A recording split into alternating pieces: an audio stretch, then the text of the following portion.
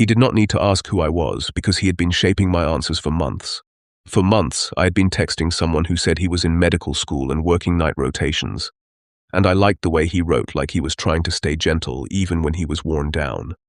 I answered between shifts on the couch in grocery aisles, and I let myself believe the steady attention meant safety.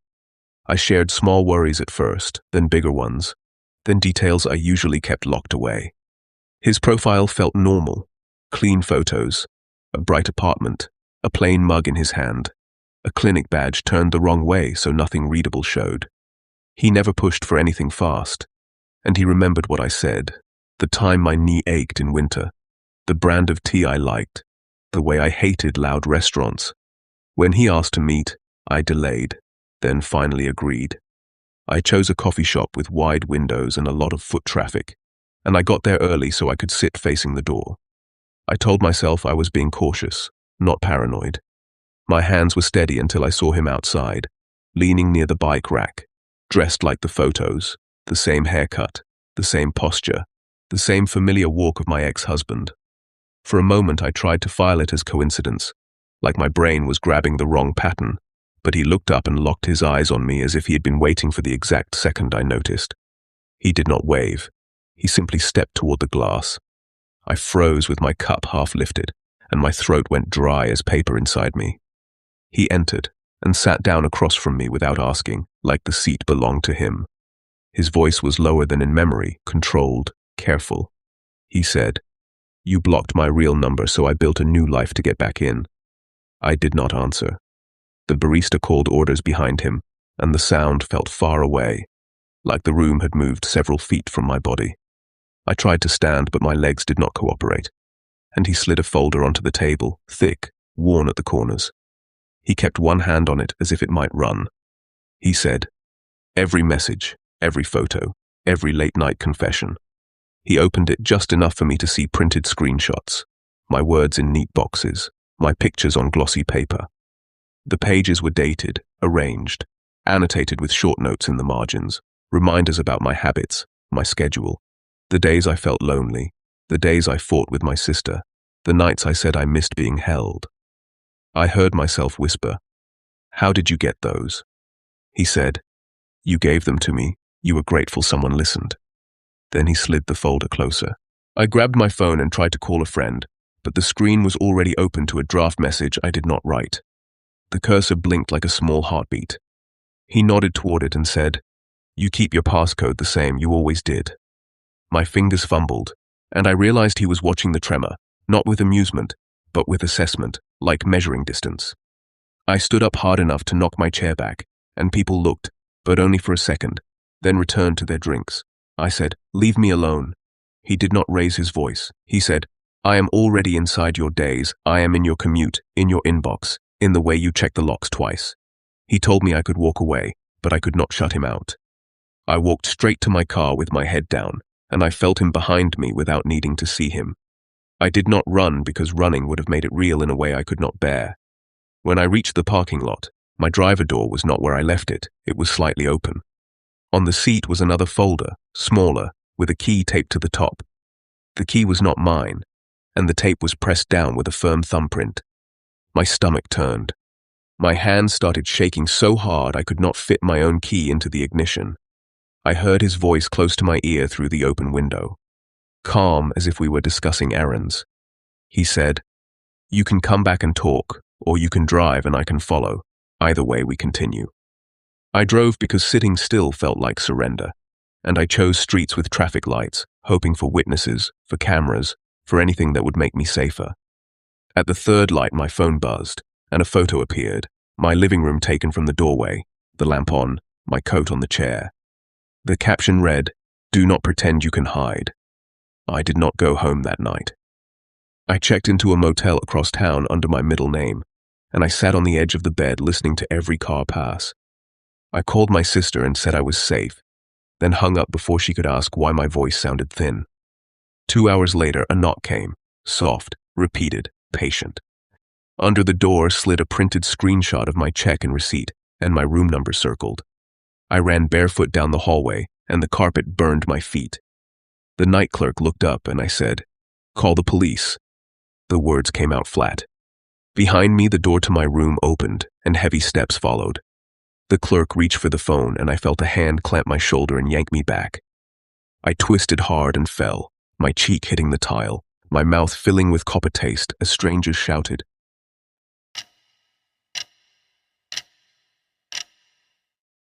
The package on my porch contained the one thing I had searched for all month, and it proved someone had already been inside.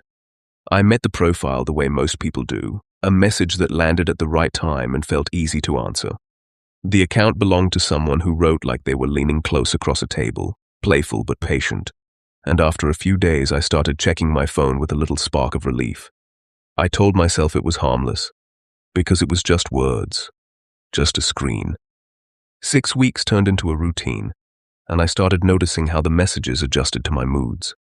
When I was tired, the tone softened, and when I was stressed, it turned warm and steady. I talked about work, about how I always forgot lunch, about the streetlight outside my bedroom window that blinked at night. The profile never asked for money, never pushed for calls, it just kept me talking. The first time the profile asked for my address, it sounded sweet, like a small surprise meant to make the world feel lighter. The message said, "I want to send you something simple, something that shows I pay attention." I hesitated. Then I typed my address anyway, because I pictured a cheap book, a candle, maybe a note. I told myself the risk was tiny, and I hit send. The next afternoon, a small box sat on my porch like it belonged there. Plain brown cardboard, my address printed in a clean label. I carried it inside with my keys still in my hand, and I set it on the kitchen counter while I washed up. I did not notice anything wrong until I lifted the tape and saw padding folded around a single metal key, the shape familiar in a way that made my stomach drop. It was my missing house key, the one I lost weeks earlier and blamed on a loose pocket. The key sat there like a confession. Beneath it was a note on lined paper, written in tidy block letters. It said, "Found this under your doormat last week while you were at work. Miss our late night talks already." My hands went cold, and I stood there staring until the letters blurred. I grabbed my phone and opened the chat, and my last message was already read. I typed, "How did you get this?" The little typing indicator appeared for a second, then vanished. I refreshed the page, and the whole profile was gone. The photos, the posts, the messages, like it had been erased. I tried searching the username, then the email, then the number, and nothing connected back to anyone. I locked the door and checked every window. Then I slid a chair under the knob even though it was daytime. I told myself it could be some ugly prank, someone who found my key and wanted attention. I tried to picture who knew where I lived, who knew I left for work at the same time every morning. I thought about the things I had typed, little habits, little routines, and how they could be used. At work, I could not focus, and every time the phone vibrated, I felt heat rush into my face. I almost told a coworker, but the words sounded ridiculous in my head, like I was admitting I had handed my life to a stranger. At lunch, I pulled up my front door camera app and watched the live feed, expecting relief. The porch looked empty, the sun bright on the steps, and still I felt watched. When I drove home that evening, I turned onto my street and saw my porch light on, even though I always left it off until dark. I parked and sat in the car for a minute, listening to my own breathing. Then I walked up slowly with my keys between my fingers. The doormat was slightly crooked, like it had been lifted and set down again. I told myself to stop imagining things, and I reached for the handle. The door opened under my touch, not wide, just enough to show a thin line of shadow inside. The bolt was not thrown, and the chain was not latched, and my body reacted before my mind caught up. I stepped back, and my throat made a small sound that did not feel like my voice. I did not go in. I backed down the steps and called a neighbor across the street, and I said, "Can you come outside for a minute?" The neighbor came out in slippers, and I kept my eyes on the gap in my doorway.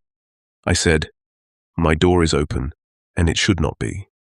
The neighbor stared, then shook their head like they were trying to clear it. They said, "Maybe you forgot." I said, "I do not forget this." The neighbor stepped closer, and I followed a few paces behind, refusing to cross the threshold first, like the air inside belonged to someone else. The neighbor pushed the door wider, and called my name into the house, then looked back at me as if waiting for me to laugh. I did not laugh. The living room looked mostly the same, but small details were wrong. The throw pillow turned, a glass on the counter that I did not remember using, the bathroom light on when I was certain I left it off. On the kitchen table lay a new note, and my phone buzzed with a message from an unknown number that read, "We should talk in person now."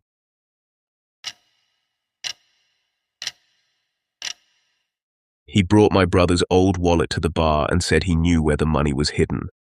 After my brother was gone, people reached out in waves, some sincere, some curious, and some who only wanted to touch the story of it. Months later, a message appeared from someone claiming to have known him in high school. The profile showed familiar hallways, old team photos, inside jokes only locals would recognize. I almost ignored it, but the first message mentioned a nickname only family used. The account fed me details slowly. The teacher who always chewed sunflower seeds, the dent in the gym door, the night my brother snuck out and came back with mud on his jeans. It felt accurate in a way that pressed on my chest. When I asked how he knew so much, he wrote, "We talked about everything back then. I told myself this was harmless, just shared memory, just someone else grieving." Over weeks we talked late into the night, and he slipped in questions about finances, about the insurance payout that had taken months to process. He wrote, "He once said he did not trust banks." I brushed it off at first, but he returned to it, light at first, then heavier. I felt myself answering more than I meant to, like I was defending my brother against someone who was not attacking him. When he suggested drinks, I hesitated, then agreed because I wanted to see the face that claimed to hold pieces of my past. I chose a crowded bar near the highway, bright lights, loud music, people pressed shoulder to shoulder. I arrived early and ordered water. I kept scanning the door, expecting someone my age, someone with the posture of a former teammate. Instead, a man older than me stepped inside and searched the room with calm focus. He spotted me without asking, walked straight over, and took the stool across from mine. He did not introduce himself. He said, "You look just like him around the eyes." My throat tightened. I said, "You knew my brother in school?" He nodded once and leaned closer, lowering his voice beneath the music.